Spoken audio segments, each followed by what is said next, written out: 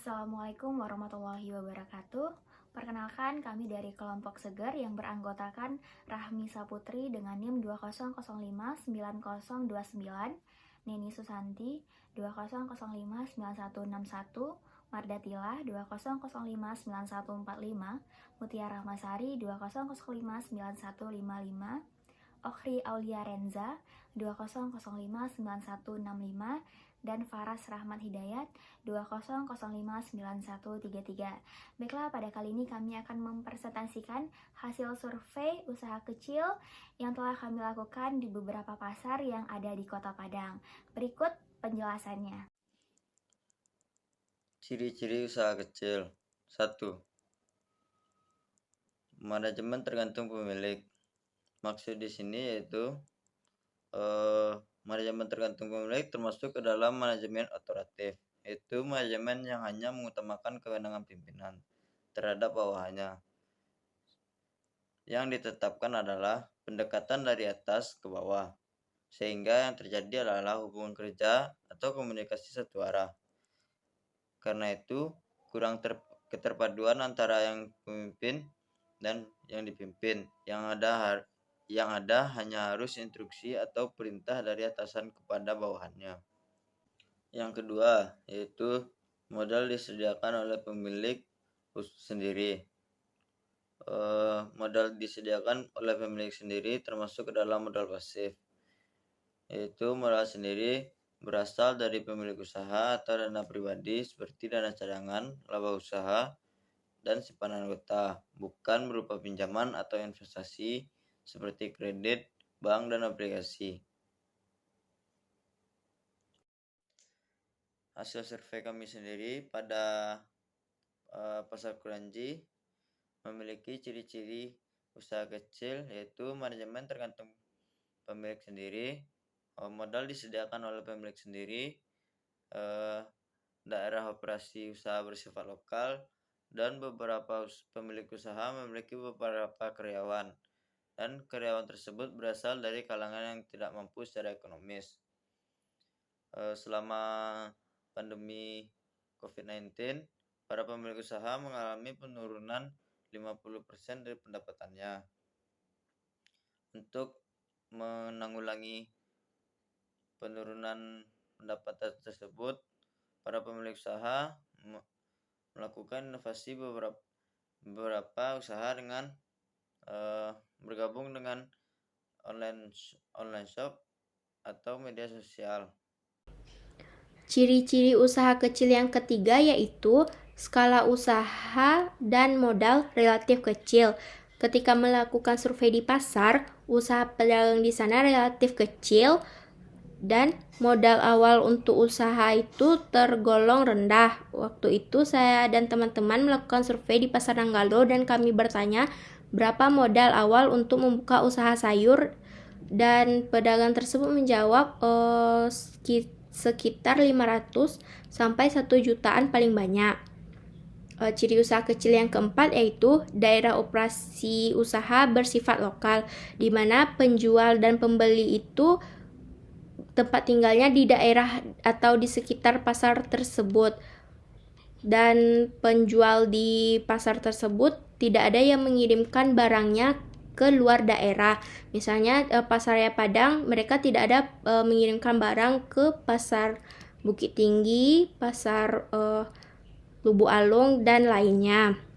Yang kelima, ciri usaha kecil yaitu sumber daya yang terlibat sangat terbatas, baik usaha sumber daya yang produk yang akan dijual maupun sumber daya manusianya, di mana sumber daya manusia kebanyakan di pasar itu hanya 1 atau 2 orang, dan ada satu toko yang memiliki 5 karyawan, itu pun toko PND yang lumayan besar.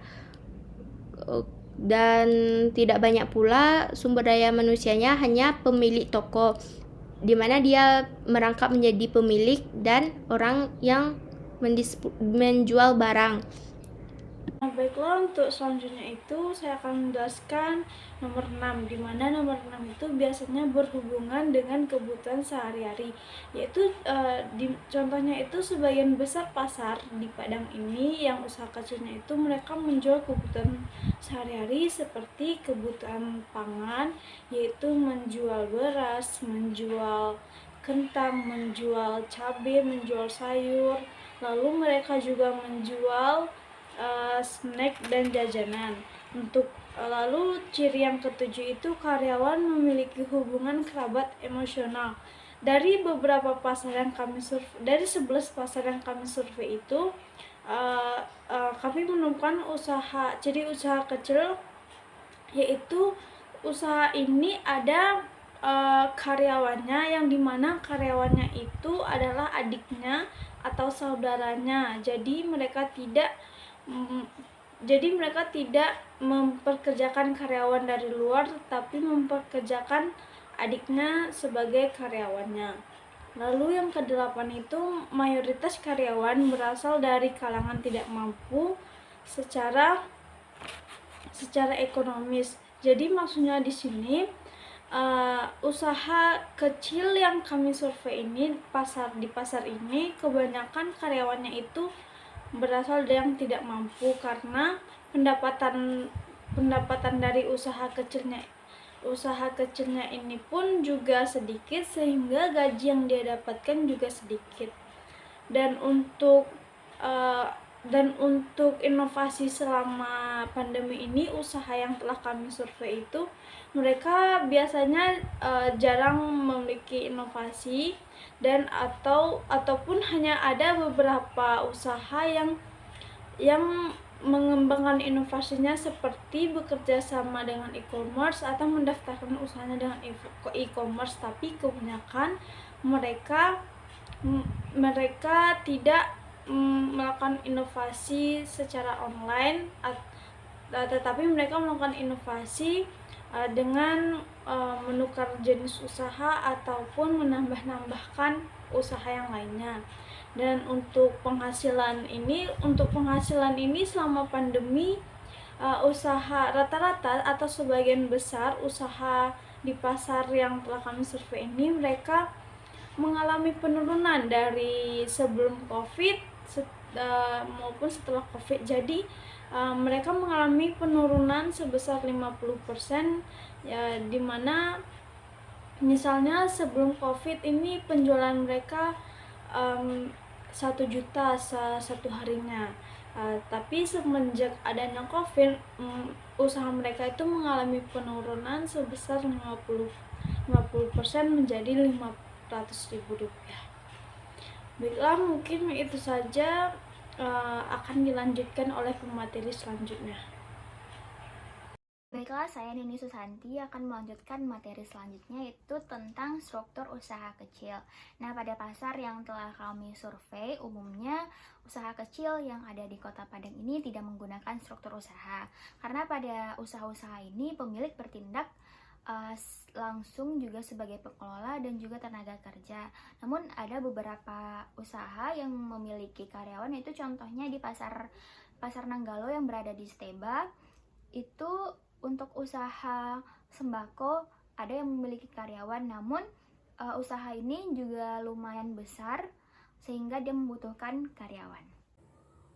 Baiklah, selanjutnya saya akan menjelaskan mengenai inovasi yang dilakukan oleh usaha kecil pada saat terjadinya COVID. Setelah melakukan survei ke pasar-pasar yang ada pada kecamatan-kecamatan di Kota Padang, ternyata hanya sebagian kecil dari usaha kecil ini yang melakukan inovasi ketika terjadinya COVID. Sebagian besar dari mereka tetap memilih buka di pasar dengan menanggung segala risikonya seperti tertular pandemi dan penghasilan yang berkurang. Namun, tidak semua dari mereka yang tidak melakukan inovasi. Ada beberapa yang melakukan inovasi dengan cara berjualan di marketplace, yaitu bekerja sama di aplikasi Gojek, seperti pedagang buah pada pasar Nanggalo. Itu ada beberapa yang menggunakan aplikasi Gojek untuk memasarkan produknya. Kemudian Sebagian kecil dari mereka juga menggunakan WhatsApp, delivery order via WhatsApp, yaitu dengan cara mempromosikan barang dagangannya di WhatsApp. Kemudian jika ada yang memesan, mereka akan mengantarkan langsung pesanan tersebut ke alamat pelanggannya. Dan ada juga beberapa dari mereka yang menjadi pemasok langsung rumah makan, seperti usaha kecil seperti jengkol, cabai, bawang, dan lain sebagainya. Mereka akan memasok dan mengantarkan langsung produk tersebut ke rumah makan yang telah menjadi langganan tetap mereka. Assalamualaikum warahmatullahi wabarakatuh. Baik, berikutnya saya akan menjelaskan materi selanjutnya, yaitu pendapatan. Pada umumnya, pemilik usaha kecil mengalami penurunan pendapatan. Penurunan pendapatan ini mencapai hingga angka 50%, setengah dari pendapatan biasanya. Namun, ada beberapa penghasilan dari pemilik usaha kecil yang meningkat, yaitu pengusaha kecil yang bergerak menjual kebutuhan pokok. Adapun yang pemilik usaha kecil yang mengalami penurunan pendapatan, yaitu yang bergerak pada bidang sandang dan juga tersier. Nah, kami ambil contoh, yaitu pada pasar Nanggalo. Berdasarkan hasil survei yang kami lakukan, umumnya pada saat COVID, pendapatan pedagang tersebut menurun hingga 50%. Bahkan ada pedagang yang sampai gulung tikar. Ada juga yang mengganti barang dagangannya dengan produk lain untuk tetap bisa menghidupi kehidupannya. Namun ada juga beberapa pedagang yang penghasilannya meningkat. Untuk inovasi selama COVID, hanya beberapa orang yang beralih ke e-commerce atau beralih ke. Demikian presentasi dari hasil survei yang telah kelompok Seger laksanakan. Mohon maaf apabila ada kesalahan. Billahi taufik wal hidayah. Assalamualaikum warahmatullahi wabarakatuh.